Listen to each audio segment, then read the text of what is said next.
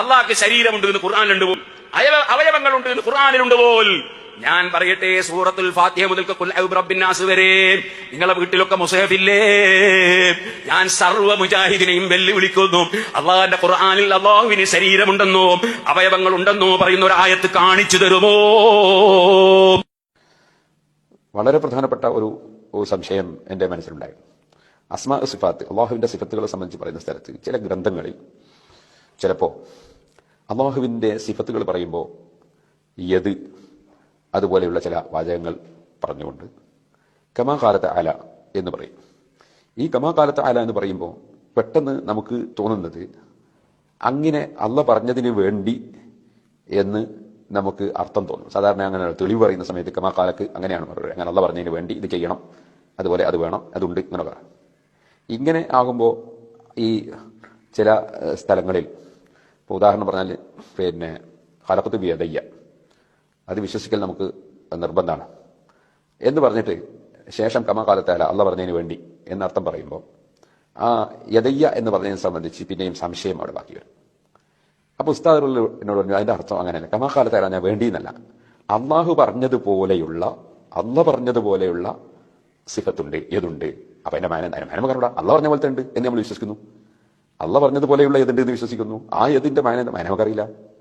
അപ്പൊ അതാണല്ലോ ഇമാം നവവി റളിയല്ലാഹു അൻഹുവും ശറഹുൽ മുഹദ്ദബിനും ശറഹ് മുസ്ലിമിനും ഒക്കെ പറഞ്ഞത്. അതായത് എന്റെ ലാഹിർ മാന, അതിന്റെ ബാഹ്യാർത്ഥം ഉദ്ദേശമല്ല, വലഹു മഅനൻ യലീഖു ബിഹി, അള്ളാഹുവിന് അനുയോജ്യമായ ഏതൊരു മാന അതിനുണ്ട്, അത് നമുക്കറിയില്ല. അതാണ് തഫ്വീദ് എന്ന് പറയുന്ന സലഫ് ആയ പണ്ഡിതന്മാരിൽ ബഹുഭൂരിപക്ഷവും പറഞ്ഞിട്ടുള്ള നയം, അല്ലെങ്കിൽ അവർ പഠിപ്പിച്ചിട്ടുള്ള ആശയം. അപ്പൊ കമാ ഖാലത അല എന്ന് ഇത്തരത്തിലുള്ള ഈ സിഫത്തുകൾ പറയുന്ന ആയത്തുകളും ഹദീസുകളും ഒക്കെ വന്ന സ്ഥലത്ത് കമാ ഖാലത അല എന്നോ കമാ ഖാല റസൂലുള്ളാഹി സ്വല്ലല്ലാഹു അലൈഹി വസല്ലം എന്നോ പറഞ്ഞാൽ പറഞ്ഞതിന് വേണ്ടി ഇങ്ങനെ മനസ്സിലാക്കണം എന്നല്ല, പറഞ്ഞതുപോലെ ഉള്ള ഏതുണ്ട്, പറഞ്ഞതുപോലെയുള്ള ഇസ്തിബ ഉണ്ട്. ആ പറഞ്ഞ അതെന്താണ് നമുക്കറിയില്ല. ഇസ്തിബ യലീഖു ബിഹി, അള്ളാഹുവിനോട് അനുയോജ്യമായ ഇസ്തിബ ഉണ്ട്, അതിന് നമുക്കറിയില്ല. കമാ ഖാലത അല, അള്ളാഹ് പറഞ്ഞതുപോലെ ഉള്ള ഇസ്തിബ ഉണ്ട് എന്നല്ലാതെ അള്ളാഹ് പറഞ്ഞതിന് വേണ്ടി ഇങ്ങനെ എന്ത് വേണം വിശ്വസിക്കണം എന്നല്ല. അപ്പോ ഈ കമാ എന്ന് പറഞ്ഞുകൊണ്ടുള്ള ഉദ്ദേശം എന്താണ് എന്നത് ഉസ്താദിന്റെ ക്ലാസ്സിൽ നിന്നാണ് എനിക്ക് കൃത്യമായി മനസ്സിലാക്കാൻ. ചില ഇബാറത്തുകളിൽ ചിലപ്പോ അവിടെ സംശയങ്ങൾ വരാൻ പറ്റുന്ന രൂപത്തിലുള്ള ചില ഇബാറത്തുകൾ, ചില പണ്ഡിതന്മാരുടെ ഇബാറത്തുകൾ ഉണ്ടാവും. അതിന്റെ ശേഷം അവർ കമാ ഖാലത അല എന്ന് പറഞ്ഞിട്ടുണ്ടാവും. അതോടുകൂടി തന്നെ തഫ്വീദായി കഴിഞ്ഞു. അള്ള പറഞ്ഞതുപോലെ ഉള്ള സിഫത്ത് ഉണ്ട്, യദ് എന്ന സിഫത്തുണ്ട്, സിഫത്ത് യദിന്റെ സിഫത്തുണ്ട് എന്നാണ് ആ പറയുന്നതിന്റെ ഉദ്ദേശം.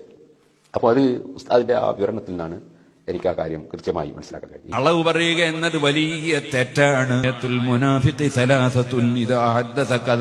മുഅ്മിനായ മനുഷ്യന്റെ ലക്ഷണമല്ല കള്ളം പറയൽ. കള്ളം പറയൽ മുനാഫിഖിന്റെ ലക്ഷണമാണ്. നബി സല്ലല്ലാഹു അലൈഹി വസല്ലം തങ്ങൾ പറഞ്ഞു, സംസാരിച്ചാൽ കളവ് പറയുക കപടവിശ്വാസിയുടെ അഥവാ വിശ്വാസമില്ലാത്തവന്റെ മനസ്സിൽ വിശ്വാസമില്ലാത്തവന്റെ ലക്ഷണമാണ്. അതുപോലെ തന്നെ അവൻ വാഗ്ദത്തം ചെയ്താൽ അക്പാലിക്കാതിരിക്കുക, അതും മുനാഫിഖിന്റെ ലക്ഷണമാണ്.